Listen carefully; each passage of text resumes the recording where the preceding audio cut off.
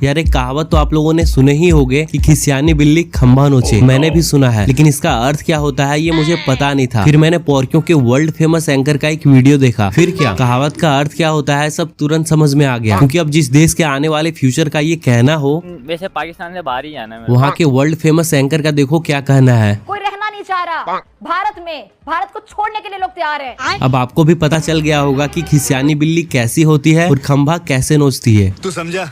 जरा सोचें। सोच तो लिए है मैडम, लेकिन जब आपने भारत की बात की ही है तो ये बताओ भारत का अभी प्रधानमंत्री कौन है? नरेंद्र मोदी, मोदी सरकार। और इस इंसान के बारे में आपका क्या ख्याल है? मेरे ख्याल से एक शातिर इंसान है, इसमें किसी को शक नहीं होना चाहिए। क्या बात है मैडम, आज तो आपने प्रूफ कर दिया कि पोर्कियों के पास भी कुछ दिमाग होता है, वरना कुछ पोर्की तो ईमान और जज्बे के चक्कर में खुद के मुल्क का पीएम कौन है ये भी भूल जाते हैं। तो इसी खुशी में हमारे तरफ से तुम्हें खुशियां मनाने के लिए चांद पे भेजा जाता है। क्यों मैडम, वहाँ पे जाओगी ना खुशियां मनाने के लिए? क्या पता तुम लोग वहाँ पे कब तक पहुँच पाओ। मुझे वहाँ पर खुशी नहीं मनानी और मेरे ख्याल से कोई भी खुशी नहीं मनाएगा। और आप लोगों की वजह से आप लोग हमारे रंग में भंग डालते हैं।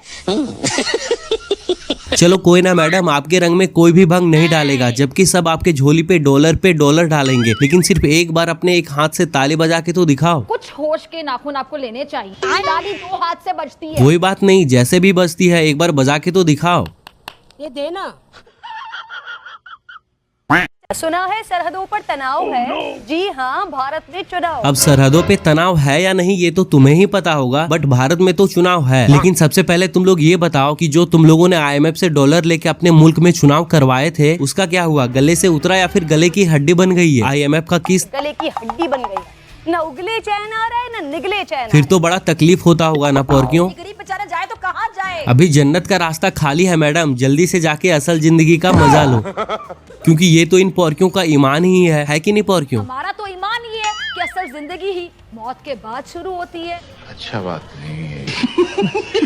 लेकिन चाहे जो भी हो यार, मोदी से जितना इन पोर्कियों की फटती है ना उतना किसी से भी नहीं फटती। मतलब मोदी जी ने इन पोर्कियों के एक बार जवाब में ये क्या कह दिए, चुन चुन करके हिसाब लेना, ये मेरी फितरत। लगे सारे पोर्की जज्बे का घोल पी के छटपटाने। पाकिस्तान को धमकियां देना तो चाय वाले मोदी की मजबूरी है, लेकिन टांगे जरूर काफी होंगी कि अगर पाकिस्तान ने जवाब दे दिया तो एक था मोदी या एक था हिंदुस्तान न हो जाए। इसकी मौका। अरे जाहिल जज्बे का घोल पी के जीने वाले जाहिल प्राणियों, अब था वाली सिचुएशन किसकी आन पड़ी है ये तो सबको पता है। लेकिन पहले ये बताओ पोर्कियों, जिससे तुम लोग अलग होके बने हो, कभी सोचे हो अगर वो ना होता तो तुम्हारे पास कुछ होता? अगर वो ना होते तो कुछ भी ना होता। जमीन ना होती, दरिया पहाड़ कुछ ना होता। लेकिन ये सब जानते हुए भी जाहिल जज्बे का घोल पी के ना मानने वाले प्राणी कौन है? वो है तो हम हैं।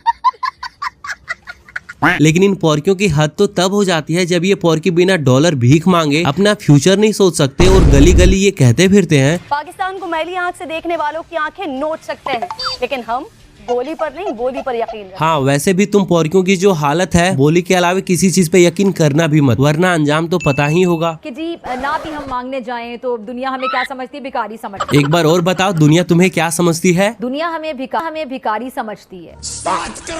लेकिन फिर भी इन जाहिल प्राणियों की बातें तो सुनो। अल्लाह का लाख लाख शुक्र है कि हमारा वजीर आजम कोई चाय वाला मोदी नहीं बल्कि एक सेंसिबल, एक विजनरी शख्सियत है।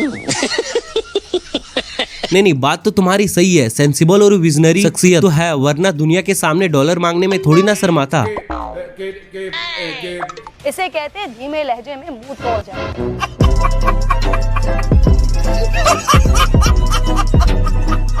तो साथ में ये भी बता दो पोर्कियों कि जब तुम्हारे यहाँ चुनाव होती है तो तुम्हें तो बिरयानी चबाने के लिए दे दी जाती है, लेकिन जो उस समय दुनिया के सामने आके हल्ला मचा रहे होते हैं उसका क्या? जी वो उनको पता है, मुझे मैं उनके बारे में कुछ नहीं कह सकता। क्यों मैडम, चुनाव के समय कुछ खुशखबरी सुनाई जाती है कि नहीं? हमने तो पिछले 5 साल 10 महीनों से कोई अच्छी खबर नहीं सुनी। अच्छी खबर तुम लोग सुनोगे भी कैसे? तुम लोगों की तो कहानी ही अलग है, क्योंकि जब सारी दुनिया वोट के लिए 4-5 साल वेट करती है, लेकिन वहीं तुम लोग वोट बेचने के लिए 5 साल इंतजार करते हैं।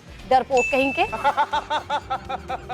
सर थोड़ा सा रहम करें। क्या हुआ मैडम, जज्बे का घोल खत्म हो गया या फिर भिखारी वर्ड सुनने से डर लग रहा है? जब से आंखें खोली हैं यही सुनने को मिल रहा है। यकीन करें गरीब आदमी 2 वक्त की रोटी को तरस गया। अच्छा तो भिखारी वर्ड से नफरत है, कोई बात नहीं पोर्कियों, अपने बाप से तो मांग ही सकते हो, बताओ क्या चाहिए? अवाम को 2 वक्त की रोटी से गर्ज है सर, 2 वक्त की रोटी दे दे उन्हें बस। 2 रोटी क्या मैडम, 4 रोटी दे देते, लेकिन तुम लोग खुद सोच के बताओ कि तुम लोग उस रोटी के लायक हो? ऐसा ही से हमारा मुआशरा है कि अगर कोई 2 वक्त की रोटी या रोटी खिला रहा है किसी को तो उसको भी नहीं छोड़ना। क्या बात है मैडम, इतना सच कब से बोलने लगी? या फिर आज जज्बे वाली घोल की चुस्की लेने भूल गई थी? क्या करूं, खामोश नहीं रहा जाता, ये जहन में आया और मैंने कहना शुरू कर दिया।